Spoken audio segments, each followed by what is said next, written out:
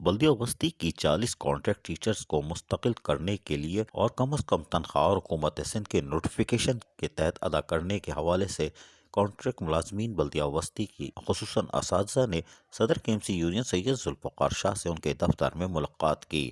ملاقات کے دوران ذوالفقار شاہ نے chief secretary local government board سے مطالبہ کیا کہ بلدیہ بستی کی 40 کانٹریکٹ ٹیچرز کو مستقل ہونے تک کم از کم تنخواہ حکومت سندھ کے نوٹیفیکیشن کے تحت ادا کی جائے اور انہیں 10 سال سے مسلسل کام کرنے پر مستقل کیا جائے۔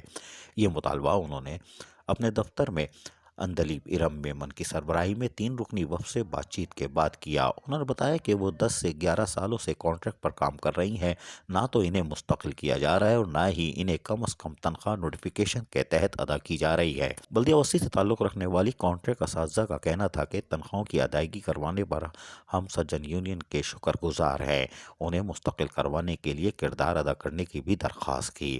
اس موقع پر صدر KMC یونین سید ذوالفقار شاہ نے انہیں یقین دلایا کہ جلد اس مسئلے میں قانونی کارروائی بھی مکمل کر لیں گے۔ تاہم اساتذہ نے چیف سیکرٹری سید ممتاز علی شاہ کو بھی باقاعدہ درخواست ارسال کی ہے، جس میں ان سے مستقل کرنے کے حوالے سے تفصیلی طور پر درخواست درج کی گئی ہے۔